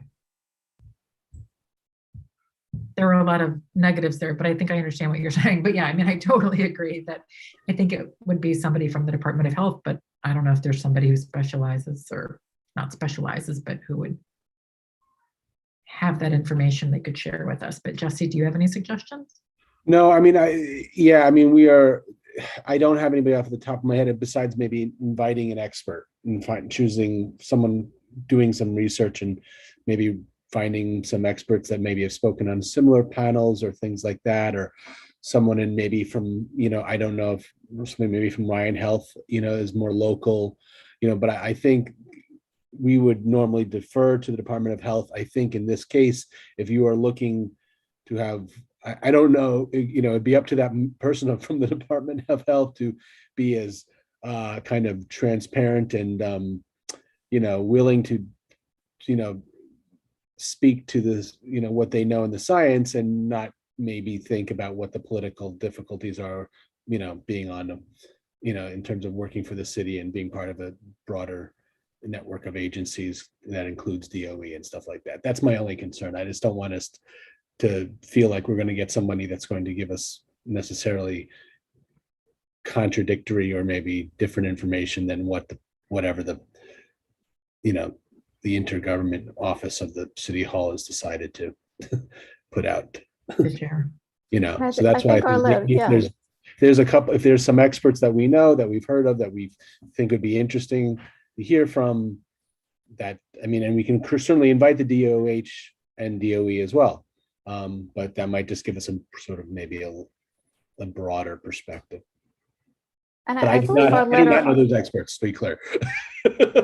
So I think our letter also went to DOH though, correct, Jesse? yes, yeah, Okay, just making sure. So they know, they did get the memo. yeah. No, Pauline from my contact at DOH has been on all the emails too, and back and forth with the new folks from DOE. So my best attempt to read the room is there is potential interest in continuing this, and we should huddle up on exactly how next month. And also just keep track of how the situation evolves, which it undoubtedly is going to. Any other new business items that folks want to lift up before we close out? Katie, and then Leslie. So on the task force, the Social and Racial Justice Task Force, last month, we discussed briefly something that actually Councilwoman Gail Brewer had mentioned when she spoke to us, I guess, in January, to our full board meeting. And she had talked about, when she was referencing equity in education, she referenced the importance of having social workers and really good after-school programs in every school. And that is important for a lot of reasons, but and equity being one of them. And so one of the things we talked about in the task force is that we thought it might be helpful for us to just gather the information and to maybe on the task force partner with ACES about pulling together the information just for the schools in our district. You know, do they have social workers, and what are their after school programs like? You know, are they free? Are they available to everybody? You know, whatever. Anyway, just sort of do just some initial research. So I wanted to find out if that's something that other people on ACES think would be interesting, and should we partner together between the task force and ACES? And I would be happy to reach out to start to gather that information, but wanted to hear from you all first if you think that's a good idea. Thoughts? Folks want to follow Josephine's lead, either do thumbs up, thumbs down. I'm in favor. Yeah. I have a question about, didn't we do something like that about 3 years ago before pandemic? I remember that there was a letter that actually Gil was at the time, was she was borough president, and it was something that she was trying to get resources or funding to get social workers at the schools, particularly for the same mission for equity. This is like 3-4 years ago. Am I missing this, Jesse? Remember? I'm sorry, hold on one second. I'm trying to pull it up to see if I can get it. You're not missing it. I don't recall directly whether we had a letter on it per se, but I know we had advocated for social workers. I think initially it was basically social workers in every school. Throughout the city, yeah, it was like 5 And then we got some of that actually happened on a level through the city council, I think, if memory serves. Josephine is nodding her head, this knows all, so that's why I think I'm going in the right direction. And I think most recently we sort of did the same thing in our budget requests, but we then also added a caveat to a list of schools that we know needed the most. And so, but I'll have to look back if we actually wrote a letter. But I would have to say, I think what Katie is maybe is asking for, or suggesting, or recommending, or volunteering for, is a bit of a deeper dive. Yeah, I just kind of thought that it could be a starting place. Oh yeah, no, we are you. Completely on record for wanting social workers in schools. For remembering that meeting of 3 years ago. Bravo. Yeah. And so no, we are completely on record, and it's been in our budget requests in some form for a very long time. So yeah, but so in terms of but so we're on good standing on that, and then we can. But I think that was you know, that came, if it did, it came out of, I think, literally just our budget process.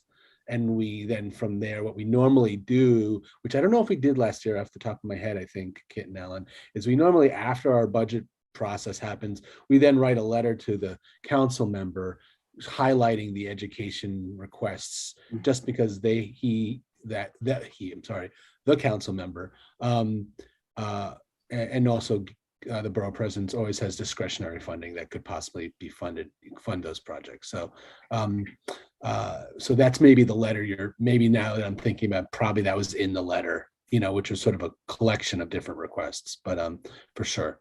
So, but yeah. I'm seeing. But I think Katie needs help, right? Is that what you're also, right, Katie? You're not just saying you're going to do all this by yourself. What I'm suggesting is that I'd be willing to like just do the initial research, right? Like contact the schools and just literally find out what exists right now. Where are their social workers and what after school programs do they have? And then we can have a discussion and then decide how we're going to divvy up doing a deeper dive about and where we want to go from there. But I'm happy to do the very initial research. How's that? There are 4 raised hands right now, and I think some of them might be for talking on a separate thing. So if you still want to talk on Katie's suggestion, could you keep your hand raised? If you are raising your hand to talk about something else, please put it down. All right, we're going to go Josephine and then Al. Oh, just Alan.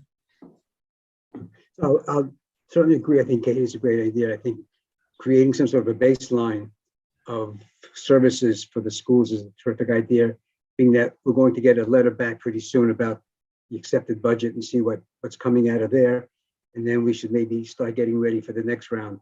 But to Jesse's point, I think the council member, I think Corey's office did provide some social workers for a number of our schools. I don't think it was baseline. I don't think it was anything that might have been for a year or two or something like that, right? If I'm from recollecting correctly, Jesse, I think it was just a one-shot deal or a 2-year or something like that. But they did come up with something, and I think Gail Brewer as borough president did a little bit of that also, but didn't have the funding to do something on a larger scale, which would need, you know, some big bucks. But I think getting we never really got into we went after kind of like social services, student services, but we didn't go into, well, are you getting after school activities and that sort of thing. So I think that would be a great idea, to be able to get from each school, put on a spreadsheet who's getting what, who's not getting what, and then go after them when the budget time comes. That'd be good. We'll give you some help on that. All right, if my memory is correct, which is a big if, I think it was Leslie and then Josephine next. I have just 2 new topics. One, well, you know what, just one, I had an informal discussion with the education committee chair on CB7. Jesse, this is what I was emailing you about the scaffolding. They're doing, I don't know, it's like an in-depth kind of discovery letter or whatever on the proliferation of scaffolding on schools. I don't know. And they said, listen, do you guys want to join on to our letter, our cause? I don't know if we have as much of a problem here as they do up there. But I think they were saying that the scaffolding at these schools are up way too long. But I just want to throw it out there because I promised I would. So yeah, real quick, let's get my suggestion on that is let's get the facts on our district first and then let's look at what we have and see if it's a viable. Yeah, I mean, I don't know what's going on in CB7, but like, you know, we all know we have multiple projects happening in our school, in our district for SCA projects, and they have been through the ringer because of COVID and also because they can't work during normal hours, right? And so so let's find out the realities. And there might be schools with scaffolding that don't have ongoing projects, and that's what I think maybe what CB7 is talking about. Yeah.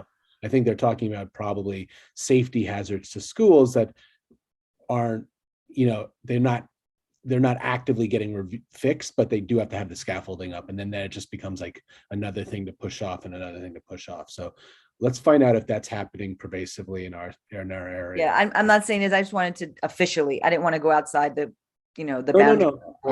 I just committee. Yeah. I reached out to SCA to find out the actual answer to the question for Okay. at least our district.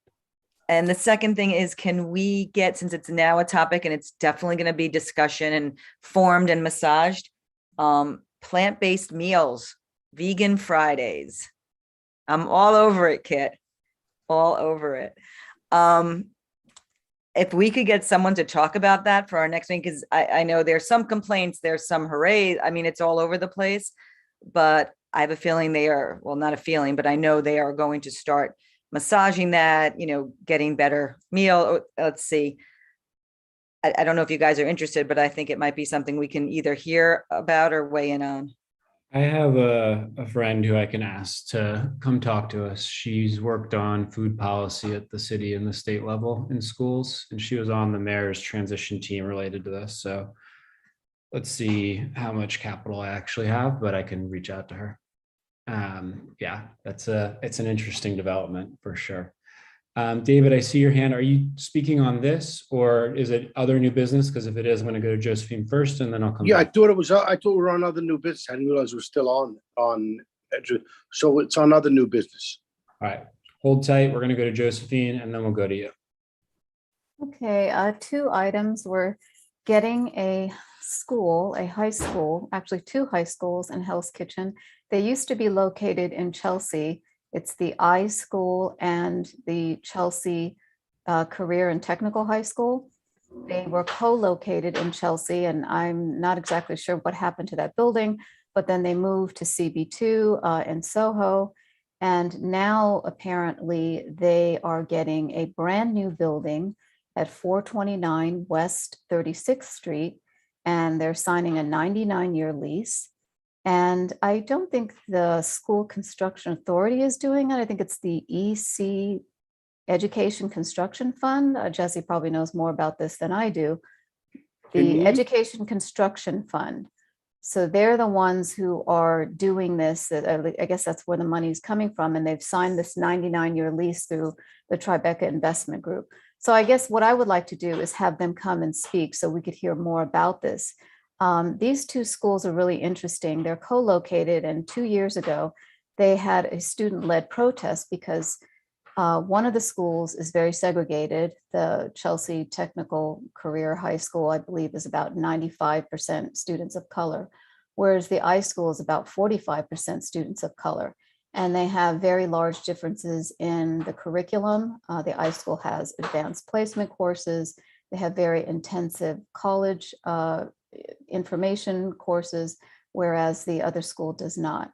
So I'm interested in hearing, first of all, about the new school coming to CB4 and making sure that, since they're right outside of the Lincoln Tunnel, what kind of environmental issues, if any, that they may have, that we might be able to advocate for them. But also, I'd be really interested in hearing from the schools themselves and just making sure that both schools are getting equitable, funding from wherever, so they can have, so the kids, more kids will end up in college, I guess is what I'm trying to say, because the college rates for one school is very low compared to college rates for the other school. So that's the first item. And the second item is that PS 11, our elementary school in CB4, would like to change their name. So this was voted on by a change the name committee led by students, and parents also voted. It's also been approved by the PTA and the SLT, and they would like to rename it the Sarah J. Garnett School. And Miss Garnett was the first New York City Black principal, I believe in 1863, which is prior to the official end of slavery, which is unimaginable and quite incredible. So this is something that they like to do, and I think they need final approval from the CEC. So that's also on the CEC floor right now. Hopefully we'll get that, but I would love to have someone from that school come in and talk to us about that. And if we could potentially write a letter in support for that as well. And I'm happy to, I don't know what to do about the high schools that are moving in. I have no idea who to track down for that. I'm certainly going to need Jesse's help. But for PS11, I'm happy to track down who we can talk to.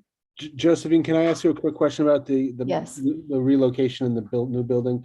Because this is all ringing a very old dusty bell from literally 2 years before COVID. I know this is something that the education construction whatever group flagged, and then they disappeared, and then I couldn't get an answer for them for a long time.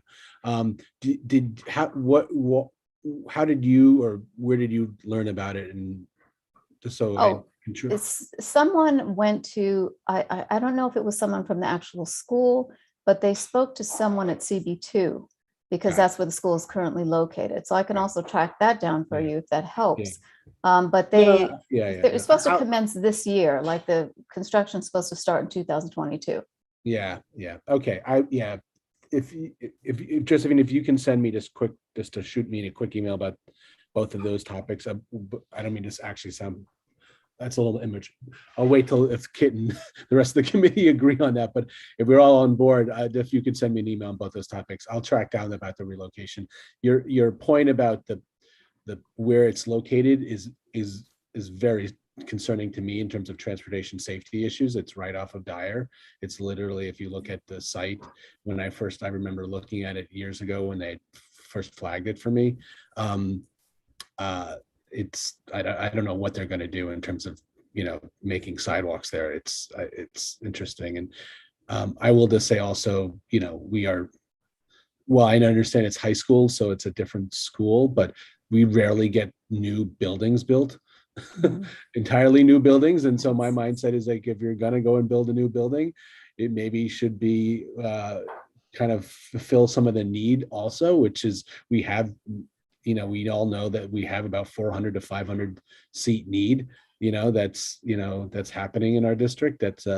That's beyond what's happening, what's going to get fulfilled by Hudson Yards eventually.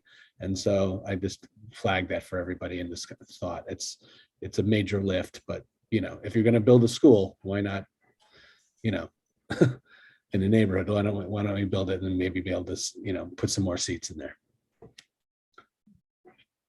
Alan, is your hand up to talk on this? Yeah, I'd be interested. Is this new construction, a rehab? Yes. No, it's entirely new construction. Who's the landlord of the property? That's who I'd be interested in. It was the Tribeca Investment Group. They got a 99-year lease through them, and it's going to be state of the art, new gym, library, everything. So it's exciting to have something. It's kind of a weird location. Yeah. In a lot of ways. Yes. I mean, there's a lot of traffic, a lot of, is 36th Street where transportation, where there's a bridge or something that needs to be rebuilt? Is that 36th Street over there?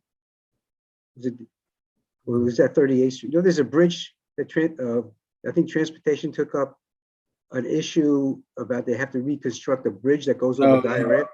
Yeah, one of the tracks or something. Yeah, it might be, Alan. It might be. Let's get them on the calendar, because I agree with Josephine. This is a significant thing, and I had checked in with them again and again and again, and I kept on getting told nothing was happening because of COVID and funding, and so clearly sounds like the ball is rolling. So let's hear from David Warren, and then we can potentially close out. Hi. First of all, Leslie, great discussion you had today with the media people. It was very good, and I support the idea of Vegan Friday and Vegan Monday. But the issue that I want to speak about was the free store on West 45th Street is celebrating their first-year anniversary in the beginning of March, and Hannah, who's a friend of mine, would love to speak maybe to the committee or something, if that's at all possible. I'm sure it'd be brief. I mean, how much could she speak about the free store? But I mean, if anyone is interested in that for the March meeting, that would be great. Yeah, that sounds wonderful. She could either speak for during the open session for 2 minutes, which is open to anybody, or if she would prefer to do like a more formal presentation, have her get in touch with Jesse. We can figure out if it's March or April. The one thing I'll say, about March, as it sounds like we have a long list of potential items at this point. So we may have to figure out how we're going to sequence things. Well, the anniversary is in March, and we have it's so education heavy in March. Maybe this might, be a good diversion. That's fine. I don't know. David, just have Hannah reach out to me and she can make the decision how she wants to, if she wants to take 5 minutes, then she can take 5 minutes. If she wants to speak at the public session, she can do so. She should also come to the full board. Right. Okay. Whatever. You know what, Jesse? You probably know how to navigate this better than anybody else. What would you suggest? Again, it's up to her. However, I think what Kit is saying is we can be flexible. So why don't you just have her reach out? If you want to reach out, just connect us by email and we'll figure out a solution. Okay. Either way, she can speak in March. Okay. Okay. Thank you. Last piece of new business before we close out is actually going to come from me. Asked Jesse, and he worked with, I believe, Corey's office to figure out what are the charter schools in our district. We've had a lot of good engagement with the DOE. We engage regularly with the folks at Avenues. Apparently, we only have 2 charter schools in our district, and they're both run by the Success Network. And so we've invited them to come talk to us about their schools and specifically their sites in our district. So that's also likely to happen next month.